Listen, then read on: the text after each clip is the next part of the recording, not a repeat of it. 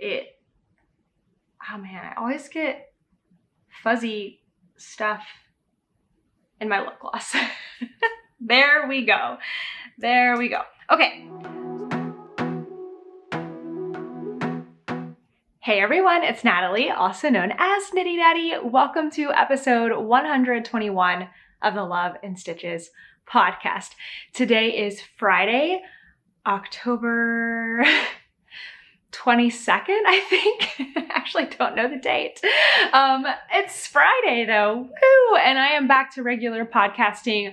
Thank you so much for understanding this 2-week break that I've had from podcasting, because what was going on last week was, I don't know, I guess it was kind of like with Rhinebeck stuff coming up. And then this week I was like, wait a second, if I record a podcast on Thursday, I think I was going to record on Thursday to post it actually today.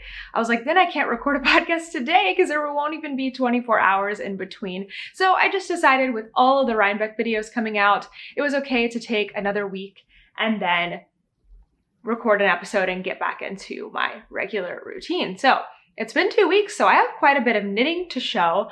I've been working really hard on specific projects, like finishing up specific big projects like my sweaters, and then working on shawlography. And there will be shawlography spoilers later when I talk about this project, but I'm going to do my best to warn you and put timestamps in so you can skip it if you don't want to see it quite yet. Of course, by the time this comes out, the 4th clue will be out, or will almost be out, and I only have up to clue 2 done. So it might be okay, might be safe. But anyway, let's talk about my shirt. First of all, I am wearing my Rhinebeck t-shirt from the Sheep and Wool Festival. It is a weird, huge neckline. I'm not a super big fan of it, but this is the only purchase that I made at Rhinebeck. So I figured it'd be perfect to wear for this episode. Whether it lasts a long time in my drawer or not because of the weird oversized neckline, I guess it's not so bad. We'll see. If I don't like a shirt, I just donate it. I just get rid of it because I'd rather go ahead and give it to somebody else than have it sitting in my drawer not getting worn. What else? It's a beautiful, beautiful sunny day. The last few days have been gorgeous weather, in the 70s, sunny, so it's not super hot, but it's really nice, and it's great because I know what's coming is no sun forever, freezing cold, and like seasonal depression. So I'm like appreciating all the sun while I can. Let's talk about why I am in a different location. I am actually sitting on my couch right now for a couple of reasons, but mostly I'm just trying to figure out a really good routine for podcasting, and having this room to come into is actually going to work out probably better for me. So I think I might be staying in here for the long run. But this is so great because now I have all this space. I know you can't see on either side of me, but I have all this space to set my projects down, and I can sit crisscross applesauce very comfortably. So yeah, this might be where it's at. I might arrange things a little bit, like push the camera further back next week or whatever. I don't know. We'll play with it, but I think this might be the new location, and it's great because it gets me out of my desk chair for another hour of the week, which is always wonderful to do. Okay, so let's get started on some projects. So I have a finished object to show you. When I showed it to you last time, it was mostly finished already, but I did get it all the way finished up, and that is Lume. So this was one of my Rhinebeck sweaters. It is Lume by Sari Nordland.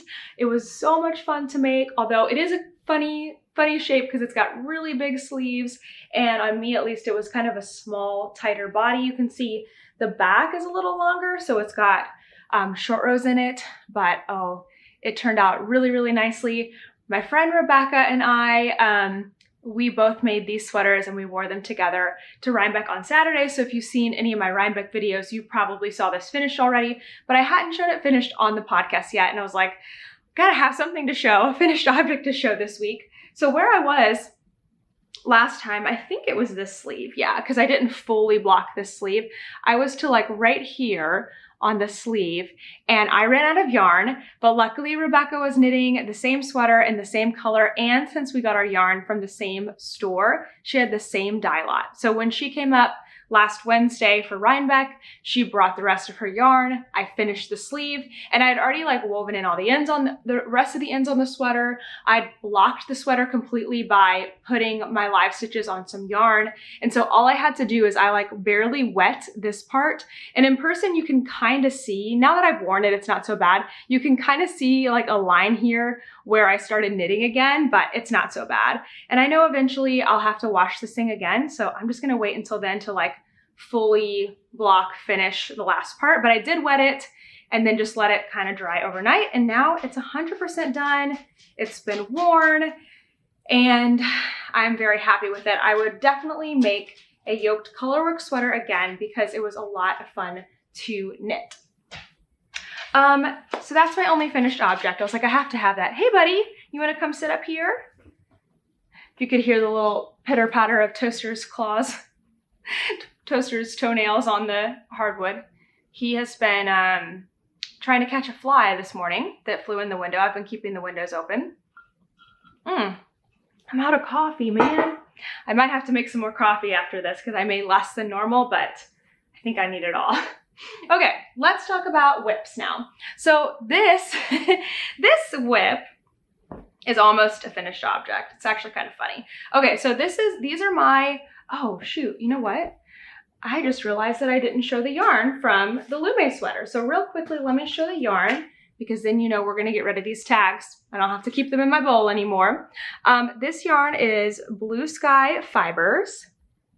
And the base is wool stock. It was great to knit with, very woolly, slightly itchy if that bothers you. You probably won't enjoy wearing this, but I did not mind. The colorway, the main color is cast iron.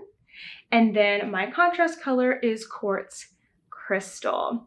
And if you wanna see Rebecca's, I've got her sweater project linked in, well, I can't remember exactly which Rhinebeck video it is now, but we're wearing the sweaters. So you can see her project in that one.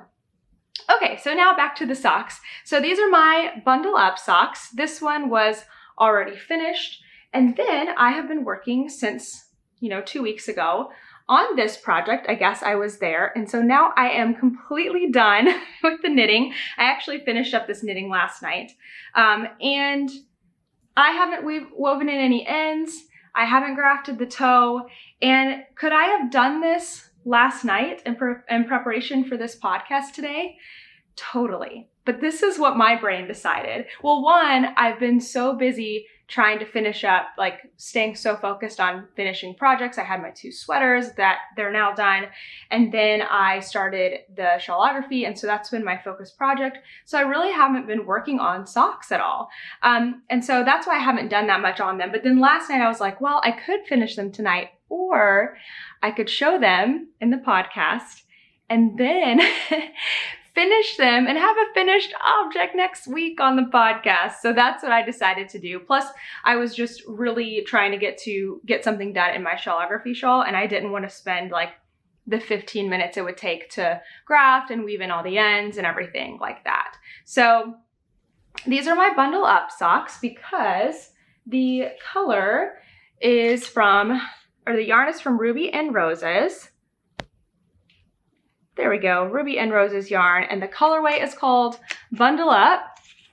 I can get rid of this label now too. Well, no, I'll keep it for next week. Bundle Up, and then Conifer for the green. And I used all of this many because I did cuffs and heels and toes. And like that, this is all that I have. I have enough, but there's the end of it. So I used it all up, I think it was 20 grams, all up on these socks. So I am still experimenting, trying to find my perfect fit sock. And the hope is that sometime in the beginning of next year, I will be teaching a class about how you can custom fit your socks to fit you or other people based on some measurements and math and everything. So I'm trying to get that right for me first before I test it out and then teach it to everyone. So thank you for your patience as I slowly figure out how to do everything.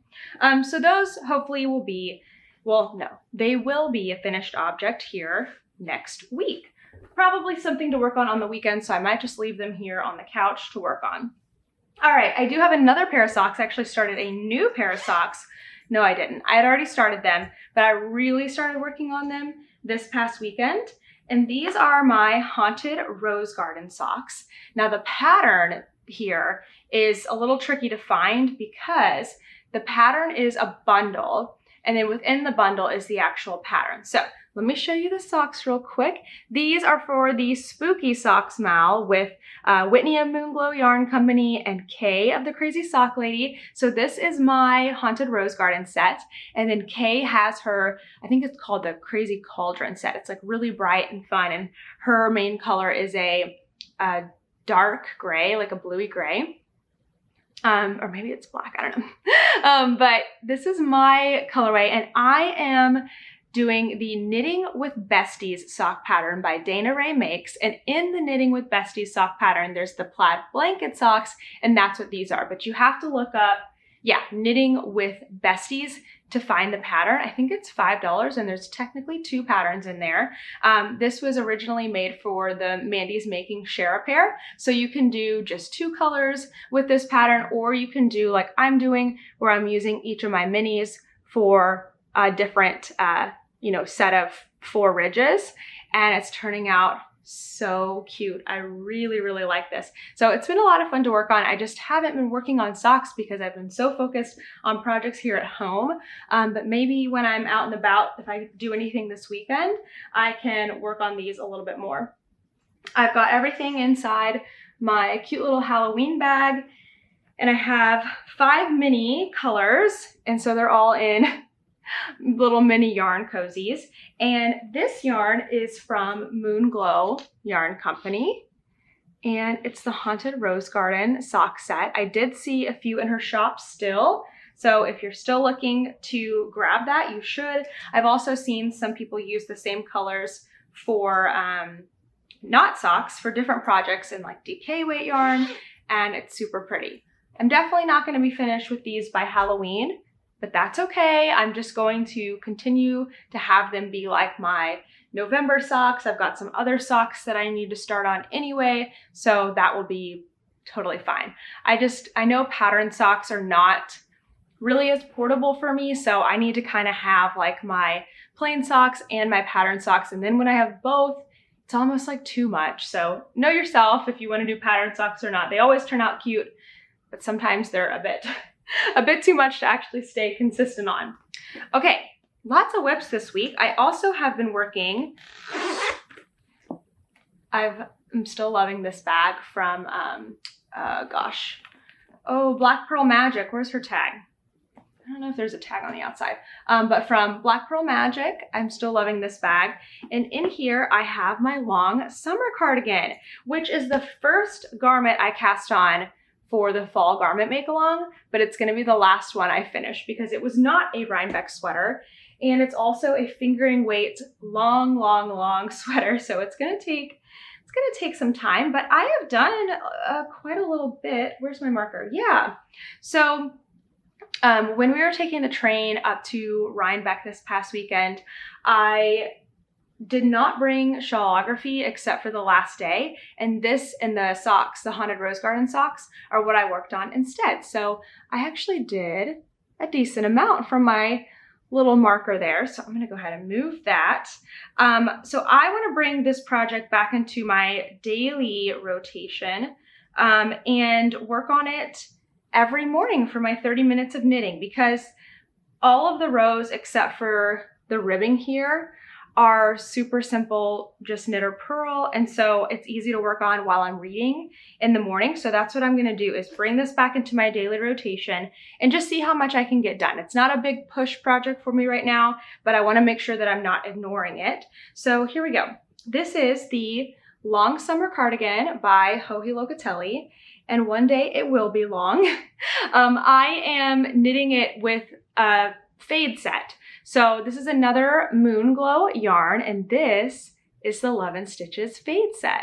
It's really cool that I'm knitting with yarns that are designed with like me in mind, that I helped create the colors for. I mean, that's like super special. And, you know, when I stop to think about that, I'm like, wow, this is really actually pretty cool. So I am fading. I think this light lets you see that obviously this one's different, but these are two distinct colors. And then I've got 7 total here in my bag. And I've got them labeled and everything. So it's going to be a lovely pink fade. Again, it's Moonglow Yarn Company. And my main color is Aspen. And this one is a different base than the sock. This is an 80-20, and I really, really like it for this sweater because it's a little bit lighter. I don't think, it's definitely going to stretch, but I don't think it's going to stretch quite as much as the 75-25 would. So I'm really enjoying this. So this is coming back into the daily rotation here as it's my only garment that I'm working on right now. But I have more plans for garments after that, but it might not be till the end of the year because this is a big project. Okay, I have one more project to talk about, and that is shawlography. So I'm going to briefly talk about my colors, and then I'll say, hey, warning, I'm about to show shawlography, so that if you need to skip ahead, you can. So let me just show you my colors first, because I have not talked about shawlography at all on here yet. So these are the colors that I ended up using.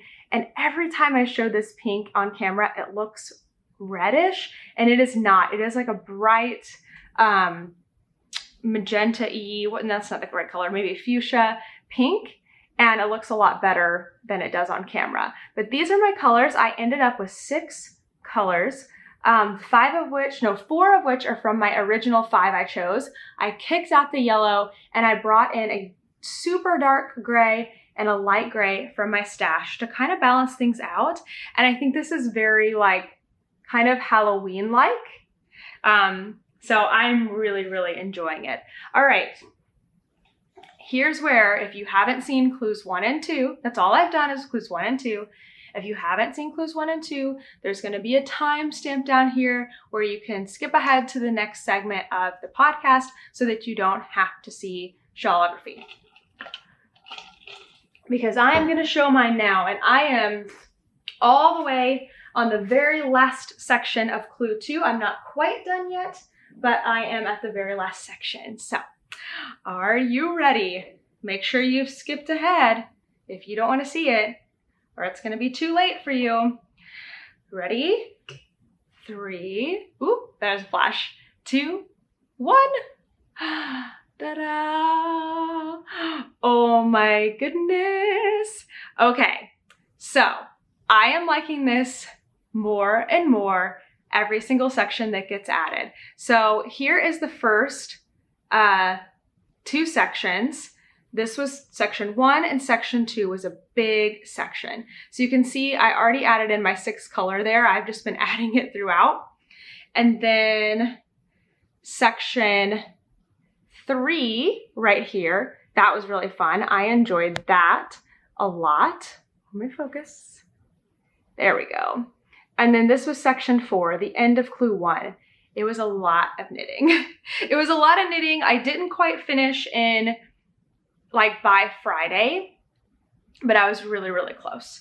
And then we started on section 2, and boy, if you thought section 1 was a lot of knitting, did section 2, or clue 2 not throw you for a loop, because that was a lot. And I didn't get to start on that one until Sunday. So I feel really good. Today is Friday. The 3rd clue just dropped this morning. I feel really good about how far I got starting 2 days after, you know, when I could have started the clue. So here is my section 5.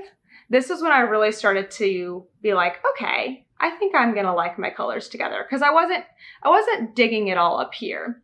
And then these little, what are these little things called? There's lots of texture in this pattern.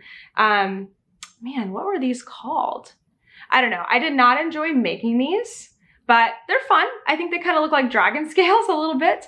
But what I really loved is my 2 colors for these triangles here. And then I decided to add in my 6th color as the baubles. And then I'm still working on, I finished the first like wedge wing, if you will. I finished the first one, And that's my like lightest gray and coral color. I think it looks really good. And I have gotten a really good start on the second one. So I should finish this up today and be able to start the third clue, which is great. I'm looking at the time because I'm actually going live in an hour, but I've got plenty of time. So it's looking crazy. I don't like working on a long needle. So I'm still on I think I might have switched to a 40. I think I've lengthened my needles twice because I know I started out on a 24 and then I think I switched to a 32. So I think I switched one more time. So I think I'm on a 40-inch now, but I don't like going super big. So mine's scrunched up. I'm not going to change the needles just to get a picture. Well, maybe I will. Maybe at some point I will, but at least not right now. I just want to keep knitting. But I love it. It has been so fun so far. And Stephen has been very much like, embrace your pace. And I am all for that. But this year is like my year to actually complete it within the bounds of the make along. So my pace is staying on track. That's what I really, really want to do. That's my personal goal. I am working super hard on it. And honestly, I've had to like do a lot of knitting during the day. And it's hard. I don't know how people finish this who also have a full-time job. I mean, I did last year and it's like, I mean, I do have a full-time job now, but it's different. I don't have to go to work every day, work a certain set of hours, come home. I mean, that's just exhausting. So I've been finding pockets of time during the day to like knit for 30 minutes here, an hour here, and just focusing all of my attention on this. That's why the other whips haven't gotten so much done. But I have done all of this in 2 weeks, so I feel pretty proud of myself for what I've accomplished. So that's not to say like that you should feel bad if you're not keeping up. I think you should definitely not, because it's a lot of knitting, but that's my goal this year, is really, really to get that done. So stay tuned next week because I'm going to be showing you clue 2, and hopefully, since I'm getting started on the weekend this time, I will actually be caught up.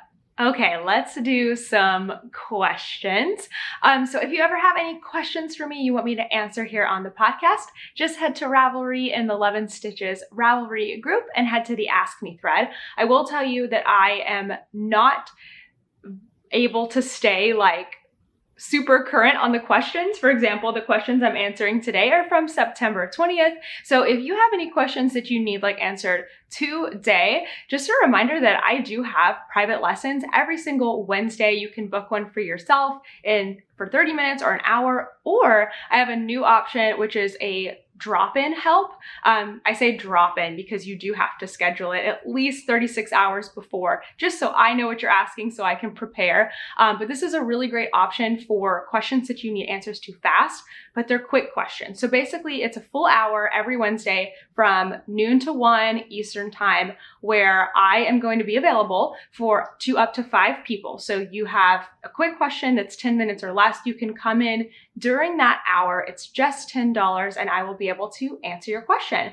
And if you want to, you can stick around and hear the answer to other people's questions too and learn something. So basically, it's a designated hour every single week where I'm available to answer your questions. I've got a camera where I can show you things, and I just want it to be like an affordable and quick access thing that's much quicker than asking questions here on the podcast. But don't worry, I'm still going to get to them and answer them.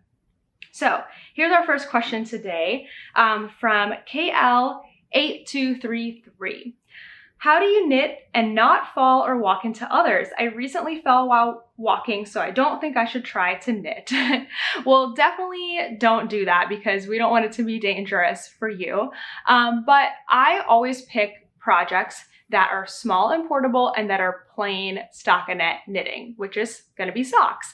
And I have the project, either I have the ball of yarn in my pocket or in my backpack behind me so I can just like feed the yarn. So all I have in my hands is the project. I'm not fussing with the ball of yarn or anything. And then I don't need to look at my knitting. Of course, I am glancing down every once in a while if I need to fix something, but as long as it's just stockinette or ribbing, I can just walk and not look at it. So I am paying attention, especially here in New York. I don't want to get hit by a car or run into something or miss something like dangerous happening around me. So that's how I'm able to do it. And I have been knitting for like 15 plus years.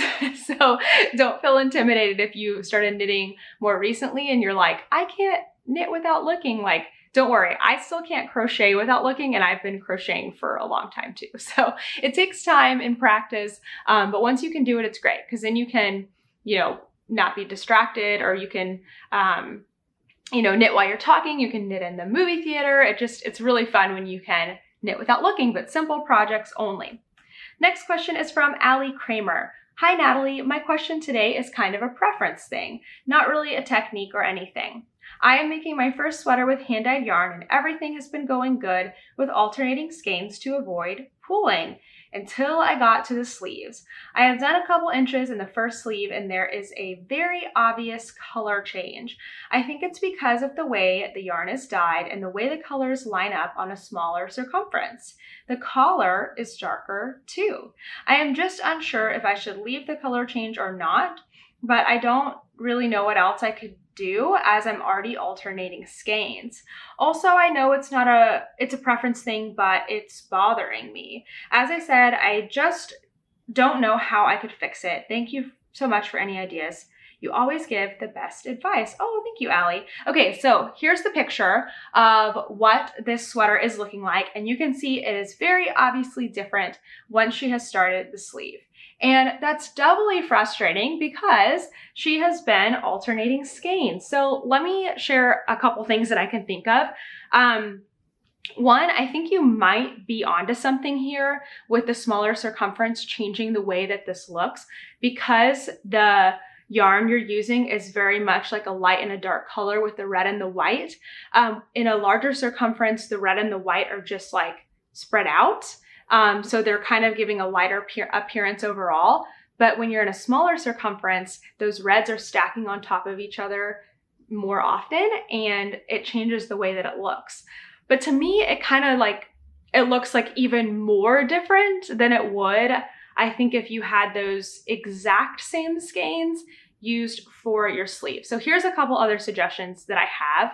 Again, this might or might not be the case for your project, but it also could help you for a future project or anyone else who's doing this.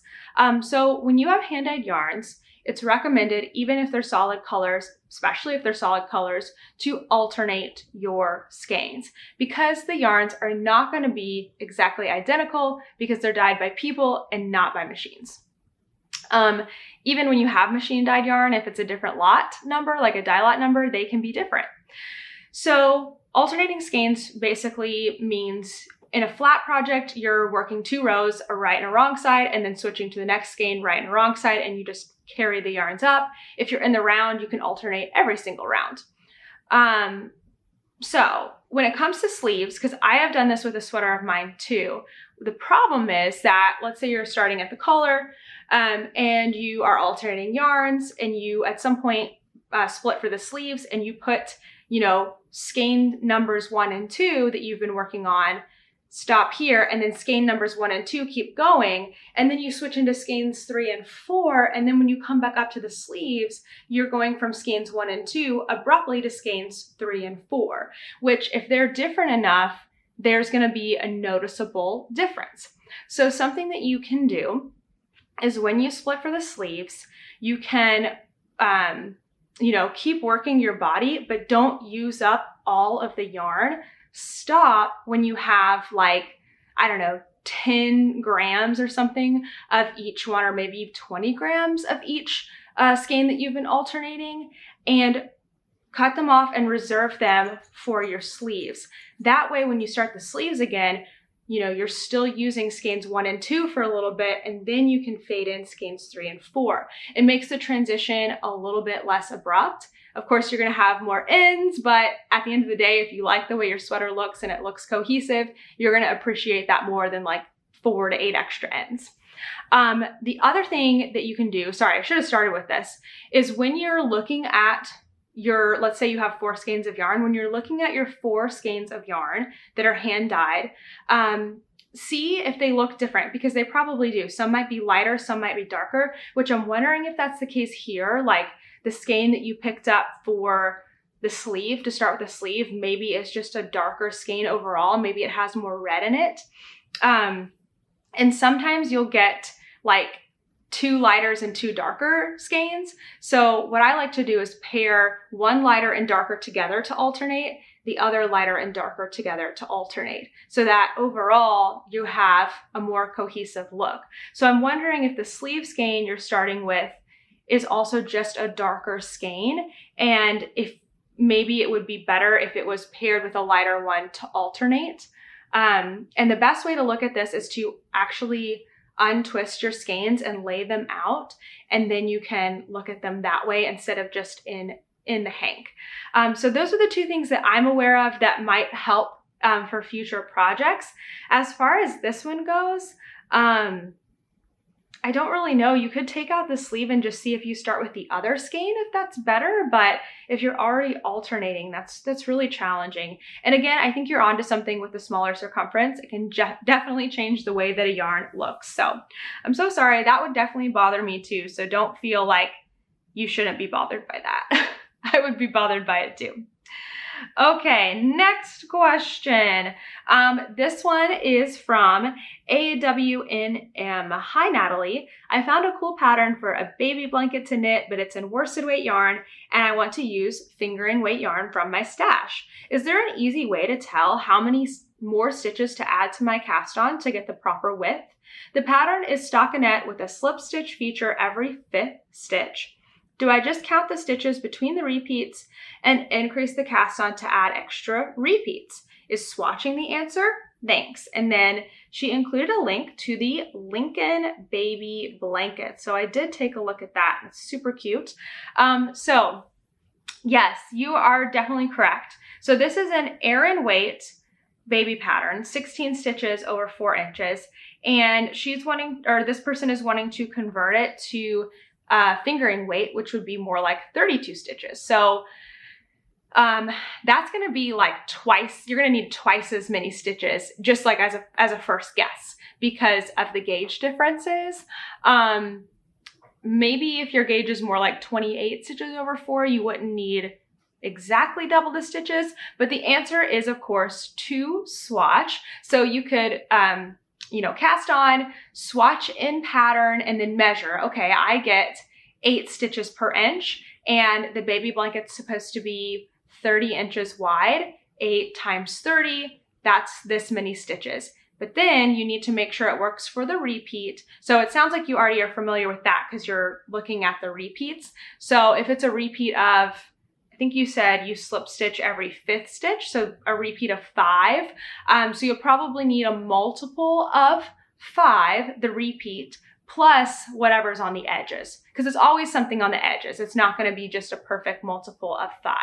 I'm wondering too, because a fingering weight blanket is going to take a long time. Maybe that's exactly what you want to do, and that's fine. But another thing you could potentially do is hold your fingering weight yarn double. You still won't get an Aran weight gauge like in the pattern, but you'll be a lot closer, and you won't need quite nearly as many stitches. So that's another option too. Of course, you'll need more yarn for that, but you can play with those different things and make the right decision for you. But I love that you're not afraid and you're just converting it. That's great. Here's a question from Sweet Bassett. I just watched your Texas vlog. Loved it. One suggestion. You talked about measuring your friend's foot to knit him socks. Why don't you buy the Sock It To Me chart? It lists total length of feet, based on shoe size for men, women, and children. So if you have a person's shoe size, you can knit them a pair of socks. Well, I love that suggestion. I think that's one of those, like, is that one of those rulers too that you can like fit it inside the sock and like measure on there? Because those are super cool. So the reason that I'm not doing that is I am trying to come up with my own custom fit formula. And while I'm testing it on myself with the socks I showed you earlier, I need to test it on other people's feet as well. So since I'm making socks for my friend, I am testing it for him. And one thing that, using shoe size doesn't tell you, it may be really accurate on the length, but it doesn't help with always. It's a good guess, but it doesn't always help with foot width and different nuances, like, how long does my friend want this sock, and other things like that. So that's what I'm trying to develop with this formula is to be like the best fitting sock that you can get and not a generic size. So that's why I'm personally not doing that. That's a wonderful idea, and honestly works out really, really well. Okay, 2 more today. This one is from Nasika A. Hi, Natalie. I have been knitting and crocheting for the biggest part of my life, but recently I'm loving it more than ever. Knitting and crocheting every free minute when I can. Totally understand that. For all those years, I have never tried knitting socks, mostly because I really can't handle double-pointed needles. But I've bought a 9-inch circular and just knitted my first pair of socks, and I'm loving it. From the leftover yarn, I've knitted socks for my son with magic loop, and now I want to try all the things sock knitting, cuff down, toe up, all the heels, toes, etc. That's awesome. Okay, here's the question. Now I've finished these socks. I don't have any sock blockers yet. Is there another way to block them, or is not blocking also an option? I just wanted to mention that I love your tutorials, vlogs, and podcasts. I am learning a lot of new stuff, and it's so relaxing and enjoyable to watch while knitting. Marlies, I think. Sorry if I pronounced that wrong, but that's a beautiful name. Okay, so great question. Do you need sock blockers, or could you not block your socks? So I think, like, as with all things, you can not block your socks. Like, you don't have to wash your socks. You can just put them straight on. For me personally, I do think that everything should be washed. I like to wash my things. So, you know, when you're knitting, you may only be knitting in your home, but I'm not. I'm taking my stuff everywhere. You know, it gets dirt and oils from your hands on it. I mean, unless you're fastidious and like wash your hands every time before you work on a project. I mean, I like eat over my projects, so mine are definitely needing a wash after they're done. Plus blocking, it improves the fit, it improves the look, it evens up the stitches. So I'm a big pro blocking person, but you don't have to have sock blockers. I do really like them because it gives you that nice shape. It's nice to show in the podcast, but I only do it once. I don't do it every time I block my socks. So if you don't want to invest in sock blockers, you definitely don't need to. Instead, you can just wet block, which is to wash your socks in soapy water, squeeze them out, and then just lay them flat to dry. So you would lay them, where's the socks that I have almost finished? You would lay them in the same manner that you would on a blocker. So this way, where they're flat, like that, and just lay them down and just let them dry flat. I think that's plenty. You don't need to like super duper have a wooden sock blocker or anything, because when you wear your socks, it's going to even out the stitches even more. So you don't have to have sock blockers. If you want them, you can get them, but they aren't 100% necessary. Okay, one last question. This is from LA Lark. Hi, Natalie. I love your podcast. I have been binging it and have been learning a lot and getting very inspired. Thank you. Thank you. You recently answered a listener's question where her stitches were most likely twisted. I am just taking up knitting again and getting into other things other than the typical scarf. I'm making the boneyard shawl, and I noticed that my knit stitches look very different than my purl stitches on the stockinette side.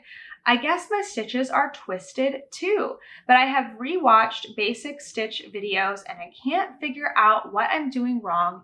Any ideas? And then they've included some pictures.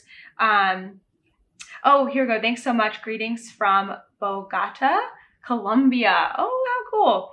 Okay, your yarn, I'm going to show the pictures here. Your yarn is a gorgeous color and your knitting is beautiful too. But I can tell when you stretch your stitches apart that every other row is twisted for sure.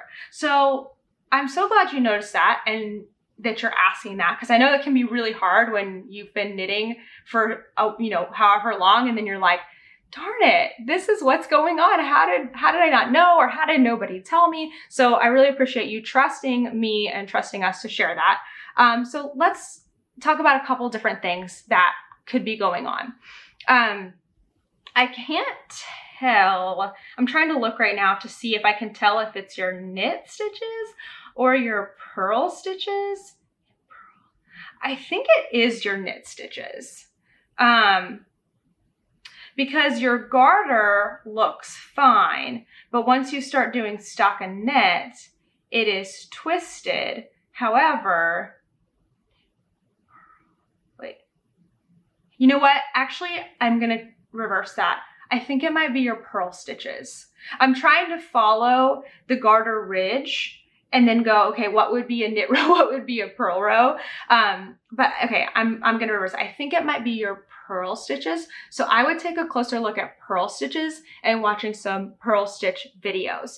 Most likely it's the way that you are wrapping or picking the yarn around the needle. That's the most common way that people are making that error of reversing the way that it needs to wrap. And it's really subtle, which is why it's so common that knitters are doing this.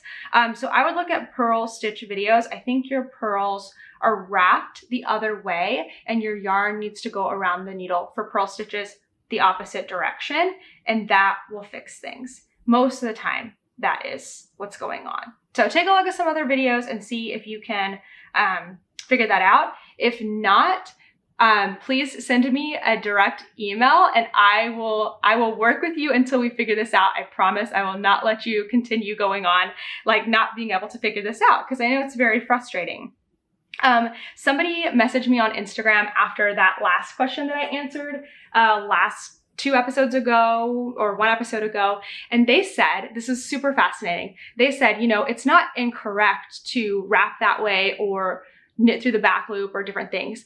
And that's true. It's not always incorrect, because some people, and now I don't remember what it was called, but anyway, this person, the way that they were taught to knit is they actually do that intentionally, because the way they knit and purl is completely different from the way that I was taught to knit and purl, or I think the way that most of us are taught to knit and purl. So basically they're making that wrap, which is the wrong way, or creates twisted stitches, but because of the way that they knit it, it corrects itself. And I know that sounds really confusing, but the way they explained it was so much better. So if you're like, this is the way I knit and my stitches aren't twisted, you may just be correcting and fixing things. But for most of us in our modern day knitting world, it is better to knit this standard way, because it's going to make it easier for you to follow patterns, to do things like lace work where you don't have to do that extra thinking work to fix things. But as with most things, it's not wrong or incorrect all of the time. And I do understand that. There's always nuances. So anyway, if you're noticing that your stitches are twisted like that and you need help, let me know, because I feel like it is my mission to help knitters across the world figure out why their stitches are looking twisted and help them fix it. Let's talk about some news, because we have a lot going on as always. Oh man, I always get fuzzy stuff in my lip gloss. There we go. There we go. Okay, so first of all, oh gosh, I feel like it's still there. It was still there. Okay, first off, we have the fall garment make-along. It is quickly coming to an end, which I cannot believe, but I'm feeling good because I got 2 sweaters done and another one started, and that's a lot of fall garment knitting, and it's way more than I did last year, so I'm feeling really, really good. So I have, at least as of today, I have not put up the 3rd month prizes yet, but potentially by the time this posts, I will have those up. But we do have prizes for our 3rd month, which started on October 11th, and it runs through November 6th. That's when I will close the Ravelry threads and stop looking at Instagram posts, like as far as prizes. I will still look at your Instagram posts. But the biggest thing is we are going to have a end of the make-along celebration on Sunday, November 7th at 2 p.m. Eastern time. This one is going to be totally different. I've never done this before, but we are going to be on Zoom. So I have only 99 spots on Zoom for this live make-along event. And I want it to be on Zoom because I want to get to actually talk with people and have people show off their garments. So whether it's finished or a whip, whatever it is, I want you to have the opportunity to share that with others. And so we're going to be on Zoom, but because I only have 99 spots, it's going to be broadcast to YouTube. So it's kind of an exciting event. Like if you have always wanted to like see what it's like to be on YouTube, like this is also your chance to do that. So I think it's going to be really, really cool. So the way that that's going to work is I have a list, or I have a form right now. If you'd like to participate in the Zoom piece, that means you would be on the screen with me and get to show off your garment if you want. That will be your choice. Get to show off your garment, or at least like hold it up, and you can actually ask questions live or interact with me. If you want to be a part of that, I have a Google form. It's linked down below. You can sign up. Again, you have to be the first of 99 people because that's the limit of the size on the Zoom subscription that I have. So if you want to join, you can do that. And if you're like, no, I don't want to, I'm too shy, or I don't want to be on the Zoom part, then you can tune in on YouTube because the Zoom will be live on YouTube. So either join into Zoom or join in on YouTube so that you can participate any way that you feel comfortable. So that's exciting. I've never done anything like that before. So I think that's going to be really fun. And it kind of has my wheels turning for other things that I can be doing if I can learn how to broadcast Zoom to YouTube. So stay tuned. There might be more fun stuff coming up because I think that's going to be really cool and exciting. Okay. Next up is I have a ton of Rhinebeck videos. In case you missed them, there are 4 of them. I'll have them all linked down below. I've got a video where I just talk about all the details of my 2 sweaters that I made. There's a recap for both India Entangled and Rhinebeck that my friend Rebecca, who came to visit, did with me. And that was really fun because usually it's just me talking here to an empty room, to Toaster, to the fly that joined us. And so it's fun to have somebody else with me. I really, really enjoyed that. So all of those are linked. Oh, and the last one is a Rhinebeck vlog. That one is a lot more detailed on the whole day of Rhinebeck because I went alone on Sunday. And so I really got to film a lot, and that just walks you through like what to expect at Rhinebeck. I've gotten a lot of positive feedback on that video that it showed the festival in a lot of detail. So for people who are planning to go next year, they kind of know what to expect. And so I really appreciated that feedback. I'm so happy that it was, really representative of what the festival is all about. So it's really cool. And we had a lot of fun, and I do intend to go back next year. So I'm very excited. Coming up is SockMess. I know it feels way too early to talk about Christmas or winter holidays in general, but SockMess is coming up. The announcement for the sponsors and their yarns and products, I'm just gonna leave it at that, is coming up, is already up. It was posted on Tuesday, but the shop updates are Friday. So tomorrow, if you're watching this on Thursday, Friday, October 29th at 3 p.m. Eastern time. So make sure you set an alarm for a couple minutes before so you can go ahead and have them pulled up on your computer because these products are limited and they always go fast. So make sure you have your favorite one ready to go first. Be logged into PayPal or have your credit card or whatever. And I know it's like very stressful for these kind of shop update things. But to be honest, it's really, really great for these small businesses because they are able to support their families. I think that's like the coolest part. It's like they're literally making yarn and supporting their families, which is so cool. So anyway, if you want to see all the details on SockMess, which is a sock make-along, the actual make-along doesn't start until the end of November, the day after Thanksgiving. We just have the shop updates coming up because then there's plenty of time for shipping and things to happen and more yarn to be made and more other things to be made. And anyway, all the details are in a separate video that I will have linked for you. Last thing, I said that I was going to have a Fish Lips Kiss Heel class again at the end of October, and then I don't know what happened. It's the end of October. But don't worry, I still have it coming up. And with another sock make-along coming, I want to make sure it happens before that. So I am offering 2 Fish Lip Kiss Heel classes in mid-November. They are going to go on sale on November 4th. At 12 p.m. My membership opens up from the 1st to the 3rd of every month. So that will be coming up here soon too. So that's why we're going to do signups for the class on the 4th. It just helps, one thing at a time for me.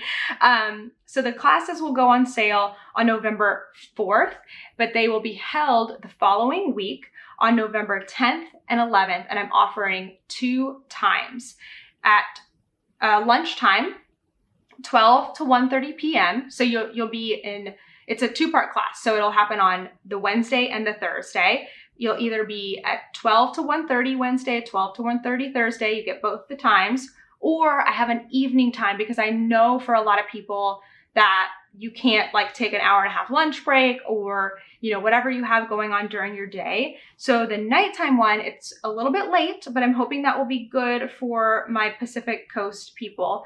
It is going to be from 8 to 9:30 p.m. also on the 10th and 11th. So 2 days, 8 to 9:30 p.m. And these classes, more details will be linked down below. I'm going to have a web page for that with the capacity and the price and everything that's included. But basically, it's going to be a Fish Lips Kiss Heel class. You'll already have the leg of a sock knit, and we'll just cover the heel in the class. That's all we're covering is the Fish Lips Kiss Heel. It's my absolute favorite. I love it so much. I use it on all of my socks. And we're going to cover how to do the Fish Lips Kiss Heel, and then we'll do the first half in the first class, second half in the second class. That worked really well during Sock Week. Can't believe it's been that long since I've done that class. I've so intended to do another one. I just don't even know what happened.